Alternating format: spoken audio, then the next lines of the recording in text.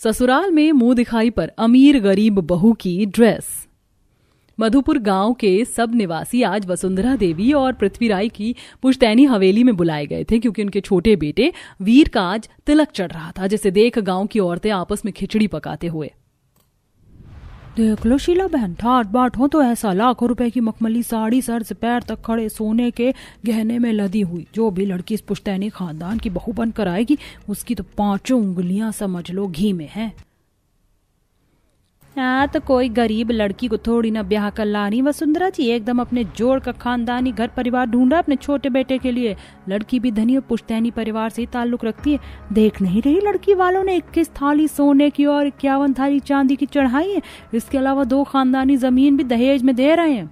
वैसे बहन, मुझे तो एक बात हजम नहीं हो रही, अभी इनका बड़ा बेटा भी तो कुंवारा बैठा है, फिर छोटे की शादी क्यों करवा रही, माजरा क्या है? शीला कमला इसी तरह आपस में बात करती हैं। तब सब जन तलक की दावत खाकर पुश्तैनी हवेली से खुशी खुशी अपने घर चले जाते हैं। तब वसुंधरा अपनी गरीब सेविका सुलोचना को चांदी की थाली में खूब सारा व्यंजन सजाकर ले जाते देखकर टोकती है। सुलोचना, वहीं ठहर जाओ, ये चांदी की थाली में शाही व्यंजन किसके लिए लेके जा रही हो? बेचारी सुलोचना अमीर वसुंधरा के आगे असहज होकर स्तब्ध सी खड़ी रह जाती है। जी रानी साहिबा, दरअसल। क्या हुआ सुलोचना, तुम्हारे मुंह में दही क्यों जम गई है? मैं अच्छी तरह से जानती हूँ, तुम ये शाही भोज अपनी 2 कौड़ी की गरीब जादी बेटी के लिए लेकर जा रही थी ना। बेचारी गरीब सुलोचना की आंखों में सच्चे आंसुओं के सिवा कोई दूसरा सबूत नहीं था। तभी पृथ्वीराज ने कहा, वसुंधरा जी, आप कैसी बातें कर रही हो? सुलोचना बहन हमारे पुश्तैनी घराने में बरसों से काम कर रही है, उनकी वफादारी पर आप कैसे शक कर सकती हैं? अजी, इन नौकर चाकर का क्या ही भरोसा, जीवन भर नमक रोटी खाने के अलावा इनकी औकात तो होती नहीं है इतना शाही भोज खाने की। ये गरीब नौकर मौका पाते ही जिस थाली में खाएंगे उसी में छेद भी करेंगे। दरअसल वसुंधरा गरीबों को हीन भावना से देखती थी, यहाँ तक कि अपनी पुश्तैनी घराने में काम करने वाले नौकर चाकर से वो जूते की नोक पर काम करवा लेती थी। वहीं पृथ्वीराज का स्वभाव बिल्कुल विपरीत था। वह अपने पुश्तैनी खानदान में काम करने वाले माली से लेकर बावर्ची नौकर सभी को परिवार का हिस्सा मानते थे। रानी साहिबा, मुझे इस बात का कोई दुख नहीं कि आपने मुझ पर दोष लगाया, लेकिन इस पुश्तैनी महल ने बुरी स्थिति में मेरी और मेरी बच्ची की परवरिश की। मैं इस घराने से नमक हरामी करने की सोच भी नहीं सकती। ये खाना मैं आलेख कुंवर सा के खातिर लेकर जा रही थी, उन्होंने सुबह से कुछ नहीं खाया। सच्चाई सुनकर वसुंधरा के होंठ सिल जाते हैं। सुलोचना जी, अपनी धर्मपत्नी के स्वभाव के लिए मैं क्षमा चाहता हूँ आप थाली ले जाइए। तब सुलोचना खाना लेकर आलेख के कमरे में आती है, जिसका दाहिना हाथ नाकामयाब था। इसीलिए सुलोचना को दासी के तौर पर उसकी देखभाल करने और खाना खिलाने के लिए रखा गया था। बस हो गया दासी माँ, पेट भर गया। केवल 2-4 निवालों में ही पेट भर गया कुंवर सा। देखिए, आज तो आपकी मनपसंद का शाही खाना बना है, तो खा लीजिए। ये शाही पनीर, शाही टुकड़ा, पुलाव खाइए। सुलोचना माँ, वीर को तिलक चढ़ गया। जी, सब कुछ कुशलता से हो गया, पर आप क्यों नहीं आए? दासी माँ, बस मैं मेरे हाथ के चलते नहीं आया, बस जल्दी से वीर के सिर पर सेहरा सज जाए, मैं उसी में खुश हूँ। पुश्तैनी महल में दासी की जिम्मेदारियां निभाकर सुलोचना अपने कच्चे मिट्टी के झोपड़ में आ जाती है, जहां उसकी गरीब दर्जी बेटी कपड़े सिल रही थी। बिटिया, तो भोर के 4 बजे से बिना खाना पीना खाए अभी तक कपड़े सिल रही है? नहीं माँ, खाना तो मैंने कब का खा लिया, उसके बाद ही सिलाई पर बैठी हूँ। देखो माँ, मैंने तुम्हारे लिए बॉर्डर लगाकर साड़ी ब्लाउज बनाया है, तुम पुश्तैनी महल की शादी में यही पहन कर जाना। ये कत्थक रंग की साड़ी तुम पर खूब खिलेगी। सुलोचना को अपनी बेटी की सिली हुई साड़ी खूब पसंद आती है। जुग जुग जीती रहे बिटिया, मैं तो तुझे पेट में रूखा सूखा खिलाने के अलावा कोई भी अरमान पूरा नहीं कर पाती। बस भगवान से दिन रात एक ही विनती करती हूँ कि वो तुझे अच्छा घर द्वार और मनचाहा वर दे, जहाँ तू सदा खुश रहे मेरी बच्ची। और मेरे जाने के बाद तुम्हारा क्या होगा माँ? मेरे बिना अकेली पड़ जाओगी तुम इस घर में। बेटी, मेरा जीवन तो कट ही चुका है, लेकिन तेरे आगे सारी जिंदगी बाकी पड़ी है। अब तो बस तेरी गरीब माँ की यही अंतिम इच्छा है कि तू शादी करके अपना संसार बसा ले। वैसे भी हर किसी की किस्मत में सीता जी की तरह महलों की दुल्हन बनना तो नहीं लिखा। बस अपने जीते जी तेरा कन्यादान कर देना चाहती हूँ। दोनों आपस में बात कर रही होती हैं, तभी कोई उनकी झोपड़ी का दरवाजा खटखटाता है। लक्ष्मी ने बाहर आकर देखा तो सामने पृथ्वीराज खड़े थे। क्या सुलोचना बहन का घर यही है? जी हाँ, यही है। मैं उनकी बेटी लक्ष्मी हूँ, प्रणाम। लक्ष्मी ने पैर छूकर प्रणाम किया। सादे से सलवार सूट में उसकी सादगी भरी सुंदरता निखर रही थी। पृथ्वीराज को लक्ष्मी देखते ही अपने बड़े बेटे आलेख के लिए जच गई। घर जाकर पृथ्वीराज ने ये बात वसुंधरा से कही। पृथ्वी जी, आपका दिमाग तो खराब नहीं हो गया? आप हमारे आलेख का रिश्ता उस 2 कौड़ी की गरीबजादी लड़की के साथ कैसे जोड़ सकते हैं? शादी विवाह रिश्ते बराबरी में अच्छे लगते हैं या ज्यादा से ज्यादा 19-20 का फर्क चलता है? पैर की धूल को माथे पर लगाने से वो चंदन नहीं बन जाता। वसुंधरा जी, तुम क्या चाहती हो कि जीवन भर हमारा आलेख अकेला रहे? उस लड़की ने खुद इतने दुख गरीबी देखी है, टूटे मन की लड़की है। मेरा दिल कहता है वो हमारे पुश्तैनी परिवार को सदा जोड़ कर रखेगी और आलेख भी ठीक हो जाएगा। पृथ्वीराज के समझाने पर वसुंधरा गरीब लक्ष्मी के साथ आलेख की शादी करवाने के लिए राजी हो जाती है और पूरी धूमधाम के साथ अपने दोनों बेटों की शादी अमीर गरीब बहुओं से करवा कर ले आती है। जहां गृह प्रवेश में अक्षरा का लाखों का लहंगा खूब हाईलाइट हो रहा था, जिसे देख अमीर मंदाकिनी प्रशंसा करती है। वैसे वसुंधरा जी, तुम्हारी अमीर बहू का डबल शेड दुपट्टे वाला डिजाइनर जोड़ा काफी सुंदर लग रहा है और लहंगे का रंग भी तो हल्का गुलाबी है, इसीलिए बिल्कुल रॉयल लुक आ रहा है। तुम्हारे पुश्तैनी खानदान में अमीर वाली बहू ही मेल खा रही है, बाकी गरीब वाली ने कुछ ज्यादा ही सादा लहंगा पहना है। गरीब बहू के शादी के पहनावे की बुराई और अपने एक्सपेंसिव लहंगे की प्रशंसा सुनकर अमीर बहू खुश होती है। OMG, मुझे तो अपनी 2 कौड़ी की जेठानी के ड्रेसिंग सेंस को जज ही नहीं करना पड़ा, ये कमी आंटी ने पूरी कर दी। अमीर पड़ोसन को इस तरह से गरीब बहू के पहनावे पर टिप्पणी करते देखकर पृथ्वीराज बोलते हैं। जरूरी नहीं कि महंगे लिबास में ही सुंदरता खिले, सादे कपड़ों में व्यक्ति की सुंदरता और ज्यादा खिलती है। वैसे अभी दोनों बहुओं की मुंह दिखाई होनी बाकी है, तब तय कीजिएगा कौन सी बहू सुंदर है। ससुर को लक्ष्मी की तरफदारी करना अमीर सास बहू को चुभ जाता है। सबके जाते ही वसुंधरा गरीब बहू को खूब सुनाती है। अभी इस पुश्तैनी खानदान में तुम्हारे कदम भी नहीं पड़े और तुमने सबके सामने हमारी थू-थू कर दी। एक अच्छा जोड़ा खरीद कर पहनने की औकात नहीं थी क्या? माँ जी, मेरी 2 कौड़ी की जेठानी जी के पास इतनी हैसियत भी तो होनी चाहिए कि इतना महंगा ब्राइडल जोड़ा खरीद कर पहन सके। मेरे डैडी ने मुझे 2 अलमारी दी है। मेरी ये चारों suitcase designer dress, expensive sari और गाउन से भरा हुआ है। मुझे तो गरीब जेठानी जी का ये बच्चों वाला बक्सा देखकर हंसी आ रही है। इसके गरीबजादी माँ ने तो बस 2 जोड़ी कपड़े देके विदाई कर दी होगी। पता तो है ही, पुश्तैनी खानदान की बहू बनी है तो एक से बढ़कर एक कपड़े पहनने को मिल जाएंगे। दहलीज पर खड़ी लक्ष्मी का इस तरह से अनादर होता देखकर आलेख बोलता है। माँ, अक्षरा बस बात खत्म कीजिए। सुलोचना माँ की जितनी क्षमता थी उसके अनुसार उन्होंने लक्ष्मी की विदाई कर दी। तब खटास भरे मन से वसुंधरा गरीब बहू का गृह प्रवेश करवाती है। आलेख, लक्ष्मी बहू को कमरे में ले जा। जी पापा, आओ लक्ष्मी। सभी के जाने के बाद वसुंधरा को अकेला पाते ही अमीर बहू आग में घी डालते हुए, देख लीजिए मम्मी जी, जेठ जी तो अभी से इस गरीब जेठानी की इतनी हिमायत कर रहे हैं। मुझे तो डर है कहीं जेठानी जी आगे जेठ जी को पूरी तरह बदल कर ना रख दें। अक्षरा बहू, ऐसा तो मैं हरगिज नहीं होने दूंगी, लेकिन अगर मेरा बेटा जोरू का गुलाम बन गया ना तो इस पुश्तैनी जायदाद में से एक टुकड़ा भी उसके हक में नहीं जाने दूंगी, ताकि मेरी गरीब बहू राज करे। उसकी गरीब माँ ने दिया क्या है, इसे एक जोड़े में विदा कर दिया। ये लगा तीर निशाने पर। Well done Akshara. लक्ष्मी, आज तक ये कमरा केवल मेरा अकेले का था, पर आज से तुम्हारा भी है। मैंने तुम्हारे लिए अलमारी खाली कर दी है, इसमें अपने कपड़े सेट कर लेना। तब गरीब बहू अपने छोटे से बक्से को देखती है जिसमें वो ससुराल में पहनने के लिए 2 जोड़ी सिंपल सी साड़ी साथ लेकर आई थी। आलेख जी, आपको पूरी अलमारी खाली करने की आवश्यकता नहीं थी। मैं केवल 2 जोड़ी कपड़े ही लेकर आई थी, थोड़ी सी जगह में जचा लेती। वैसे मैं तुम्हारे लिए उपहार लेके आया हूँ, आशा करता हूँ तुम्हें पसंद आएगा। आलेख गिफ्ट बॉक्स लक्ष्मी को देता है। जैसे ही लक्ष्मी उसे खोलती है तो उसके अंदर बहुत ही सुंदर सी साड़ी और उसके साथ डायमंड का चूड़ी नेकलेस भी होता है। तुम्हें पसंद तो आया ना? जी आलेख जी, ये साड़ी बहुत सुंदर है। अगर तुम्हें पसंद आए तो अभी पहन लो। लाओ, मैं पहना दूं। आलेख जी, आप तो जानते हैं मैं गरीबी भरी रहन सहन में रही हूँ। इतना एक्सपेंसिव नेकलेस पहनूंगी तो हरदम एक बेचैनी सी बनी रहेगी। इतनी महंगी साड़ी है, मैं इसे मुंह दिखाई में पहन लूंगी। जैसे तुम्हें ठीक लगे। अगले दिन लक्ष्मी अपने छोटे से संदूक में से सिंपल सी साड़ी निकालती और नहा धोकर रसोई घर में आती है, जहां अमीर बहू पहले से मौजूद थी और उसने काफी मॉडर्न स्टाइल की साड़ी पहन रखी थी। बस बस अक्षरा बहू, सूजी भुन चुका है, अब क्या उसे जलाकर कोयला करने का इरादा है? शक्कर डालो। जी जी मम्मी जी, डाल रही हूँ। वो गॉड, मुझे तो समझ में नहीं आ रहा है कौन सा जार शक्कर का है और कौन सा नमक वाला। सोचा था सासू माँ को इम्प्रेस करूंगी, मगर मैं तो बुरी फंस गई। अरे बहू इतना क्या सोच रही है, शक्कर डाल फटाफट से। जी मम्मी। नमक और शक्कर के बुरादे में फर्क न कर पाने पर अमीर बहू हलवे के अंदर नमक भर देती है। तभी गरीब बहू रसोई घर के मुख्य द्वार के बाहर चप्पल उतारकर चौखट को प्रणाम करके अंदर आती है। प्रणाम माँ जी, बता दीजिए मुझे पहली रसोई में क्या बनाना है।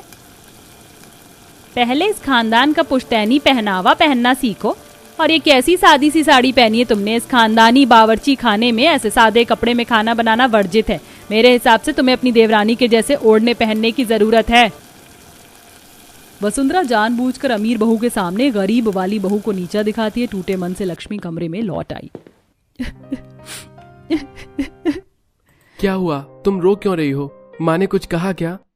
आलेख जी, क्या पहनावे के आगे इंसान के अच्छे आचरण का कोई मोल नहीं होता। लक्ष्मी, सच्चे हीरे की परख हर इंसान को नहीं होती है। तुम ये साड़ी बदल लो और कल जो मैंने तुम्हें साड़ी तोहफे में दी थी वो पहन लो, मुंह दिखाई के लिए। मैं तुम्हें ले चलकर अलग से खरीदारी करवा दूंगा। तब लक्ष्मी उस महंगी साड़ी और ज्वेलरी को पहनकर तैयार होकर शाही बावर्ची खाने में आती है। उसे देखकर ना चाहते हुए भी वसुंधरा तरफदारी करती है। अब लग रही हो तुम बड़े घराने की बहू। अब देखते हैं खानदानी खान पान की परीक्षा में तुम दोनों में से कौन अव्वल आता है।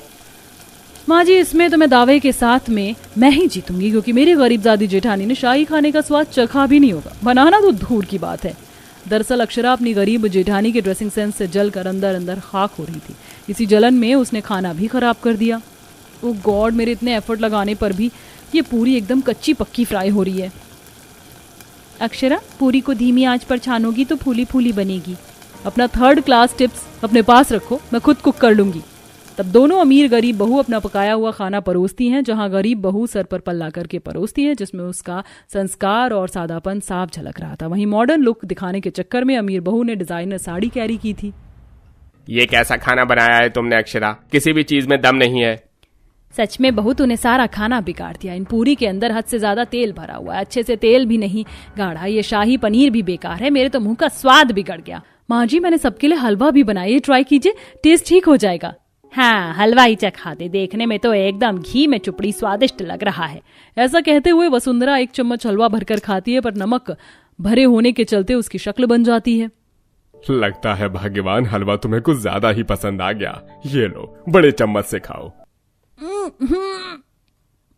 भड़कते हुए वसुंधरा सारा हलवा थूक देती है। तू अक्षरा बहू, खाना बनाने में तेरा हाथ कुछ ज्यादा ही खिंचा हुआ है। और लाओ अपनी मनपसंद की अमीर मॉडर्न बहू चुनकर, बस मेकअप करवा लो इसे। बड़ी बहू ने कितना स्वादिष्ट खाना बनाया है, चक्कर देखो। अरे मेरी अमीर बहू ने पहली रसोई की रस्म निभा दिया, यही बड़ी बात है। और वैसे भी बावर्ची खाने में खाना बनाने के लिए घर में दर्जनों रसोइया हैं, वो क्या रहकर अचार डालेंगे? वैसे भी रसोई में खाना बनाकर मुझे मेरी बहू का दूध जैसा दमकता चेहरा खराब नहीं करवाना। चल बहू, मैं तुझे मुंह दिखाई का जोड़ा दिखाती हूँ। वसुंधरा अपनी अमीर बहू को अपने साथ कमरे में ले जाती है और एक बड़ा सा संदूक खोलती है, जिसे देख बहू मन में बड़बड़ाते हुए, ओह गॉड, ये संदूक तो देखने में सदियों पुराना बाबा आदम के जमाने का लग रहा है। पता नहीं इसमें मुंह दिखाई की ड्रेस कहाँ से आ गई।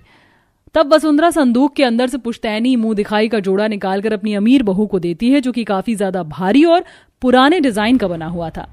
बहू, ये तुम्हारे पुश्तैनी ससुराल का अनमोल धरोहर है। पिछली 3 पीढ़ी से इसी पोशाक में बहू की मुंह दिखाई होती है। मैंने इसे तुम्हारे लिए सहेज कर रखा था, इसलिए आज से तुम्हारी अमानत हुई। मुंह दिखाई ड्रेस का ओल्ड डिजाइन देखकर मॉडर्न अक्षरा उसे पहनने से साफ मना कर देती है। I am so sorry mummy ji, लेकिन मैं ये ड्रेस मुंह दिखाई पर नहीं पहनने वाली। ये ड्रेस देखने में कितना डल और ओल्ड फैशन सा लग रहा है, मैं नहीं पहन सकती, और वैसे भी ये मुझे नहीं आएगा। अक्षरा बहू, मैं कौन सा तुम्हें ये मुंह दिखाई का ड्रेस जीवन भर पहनने को बोल रही हूँ? बस कुछ देर मुंह दिखाई में पहनकर बैठना है, इससे पूर्वजों की परंपरा रह जाएगी। सॉरी मम्मी जी, बट मुझे इस पुश्तैनी रीति रिवाज और परंपराओं की बिल्कुल भी नहीं पड़ी। वैसे भी मैं अपने लिए मुंह दिखाई की ड्रेस डिजाइन करवा चुकी हूँ। इतना कहकर अक्षरा कमरे से चली जाती है, जिससे वसुंधरा का अरमान टूट जाता है। तभी गरीब बहू कमरे में दाखिल होती है। माँ जी, अगर देवरानी जी ये ड्रेस नहीं पहनना चाहती तो यदि आपकी इच्छा हो तो इसे मुंह दिखाई में मैं पहन लूं। पर ये मुंह दिखाई की ड्रेस तुझ में नहीं आएगी। माँ जी, मैं इसे ठीक कर लूंगी। ठीक है, ले जा बहू। गरीब बहू मुंह दिखाई की ड्रेस लेकर अपने कमरे में आ जाती है। वहीं दरवाजे के पीछे खड़ी अक्षरा मन में खिचड़ी पकाते हुए, ये 2 कौड़ी की जेठानी मक्खन लगाने से बाज नहीं आती। जब देखो संस्कारी कुशल गुणवान बहू बनने का मेलोड्रामा करती है, और फिर सासू माँ को लेक्चर झाड़ने का मौका मिल जाता है। इसकी वजह से मैं मेरी मुंह दिखाई स्पॉइल नहीं होने दूंगी। लक्ष्मी अपने कमरे में आकर सिलाई मशीन पर ड्रेस लेकर बैठ जाती है। इस लहंगा चोली के अंदर तो काफी मार्जिन है, इसे खोल लेती हूँ और इसके लहंगे के बॉर्डर लेस का रंग भी हल्का पड़ गया है, नया बॉर्डर लगा दूंगी। गरीब बहू पूरी लगन और परिश्रम से उस ड्रेस की सिलाई कढ़ाई करती है। वहीं अमीर बहू अपने बॉडीकॉन ड्रेस को पहनकर शीशे के आगे देखती है। OMG, इस बॉडीकॉन ड्रेस में मेरा कितना बोल्ड और ऑसम लुक आ रहा है। कल तो मुंह दिखाई में मैं छाने वाली हूँ, पर कहीं ऐसा ना हो वो 2 कौड़ी की मेरी गरीब दर्जी जेठानी मुझसे अच्छी ड्रेस बना ले। ऐसा सोचते हुए अक्षरा अपने कमरे में इनसिक्योर हो रही होती। अगली सुबह वह अपनी जेठानी के कमरे में आती है, जहां वह उसकी मुंह दिखाई का लहंगा चोली और दुपट्टा देखकर दंग रह जाती है और कैंची से काट कर दुपट्टा खराब कर देती है। अब देखती हूँ बिना दुपट्टे के ये कैसे इस ड्रेस को पहनती है। बड़ी आई थी मुझे टक्कर देने। जलन में आकर अक्षरा लक्ष्मी का दुपट्टा खराब करके चली जाती है, जिससे वो दुखी हो जाती है। ये मेरे जोड़ी का दुपट्टा किसने खराब कर दिया? मुंह दिखाई शुरू होने में बस कुछ देर रह गई है, क्या करूं? लक्ष्मी उन हिस्सों को मोती से टांक कर सजा देती है, जिससे दुपट्टा हैवी वर्क वाला हो जाता है और गरीब बहू गजरा महावर, बिछवा, भरी मांग का सिंदूर, चूड़ी सब कुछ अच्छी तरह से पहनकर मुंह दिखाई में लंबा सा घूंघट डालकर आती है। सब उसकी पुश्तैनी जोड़े को आंखें जमा कर देखने लगते हैं। और ये तो वसुंधरा जी की गरीब बहू है ना, देखो तो जरा इसकी मुंह दिखाई का ड्रेस कितना जच रहा है, एकदम जोधाबाई लग रही इस पहनावे में। तभी अमीर बहू बॉडीकॉन, गाउन, हाई हील्स और खूब सारा मेकअप करके इतराते हुए आती है। हेलो डार्लिंग आंटी, कैसी लग रही हूं मैं? अमीर बहू का मुंह दिखाई में मॉडल पहनावा देखकर सभी नाते रिश्तेदार, सगे संबंधी से लेकर पड़ोसन बातें बनाने लगती हैं। हाय हाय, तौबा तौबा, वसुंधरा जी तुम्हारी अमीर बहू ने तो जरा भी पुश्तैनी मान मर्यादा का मान नहीं रखा।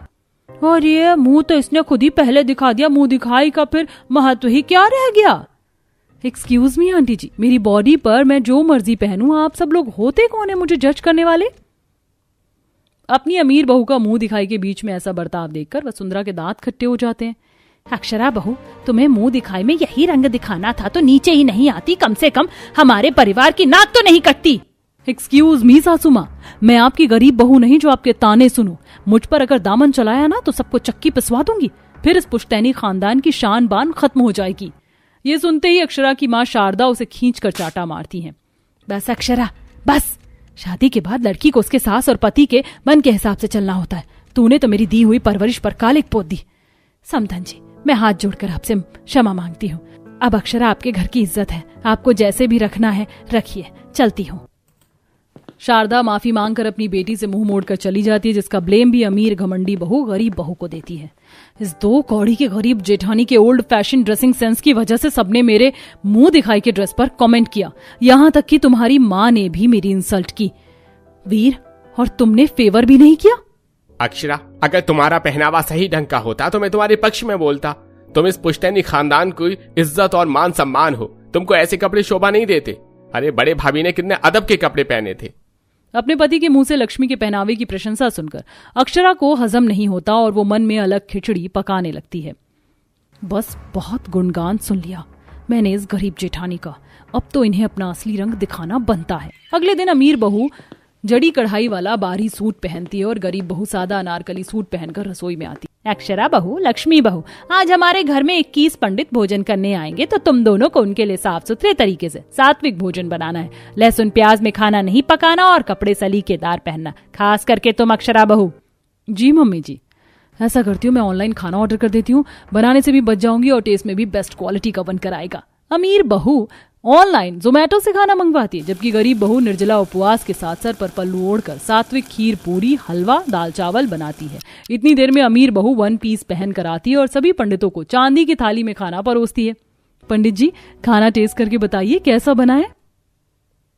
घोर अपमान, इस भोजन में से तो लहसुन प्याज की दुर्गंध आ रही है।